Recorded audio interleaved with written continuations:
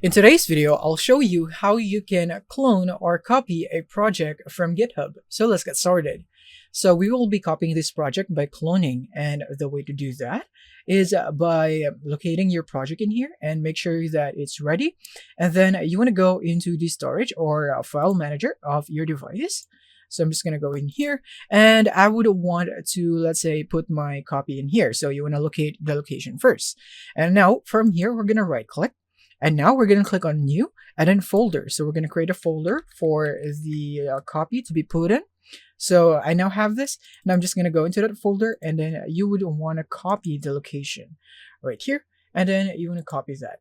And then after that is that you want to go back, and you just basically want to go into Git Bash, open up Git Bash. So if you don't have Git Bash, you can just download it from Google itself right here. And then you should see the first link where you can download Git Bash in here.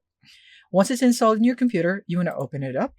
So Git Bash, which is this one, open. And now we would have this right here. So this is Git Bash. And now from here, what we need to do is to type in cd double quote, and then you would want to paste the location or a directory on your storage, which is this one. So I'm just going to go and double quote again. And that's it.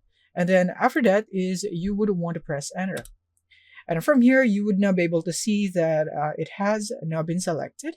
And now the next thing that we would need to do is to type this right here. So we would need to go for git and then clone and then double quote. And then go back in here, and then you just simply need to copy the URL or this one. Either way would work fine. And then from here, you want to go into here again and then paste it again, and then enclose it with a double quote right here at the end. And then after that, you want to press enter. And from here, as you can see, it says cloning into the Git project that we're cloning. And then as you can see here, it's done. So now we can go back into this right here, into the location, and open up that folder. And we will now be able to see that it is now right here.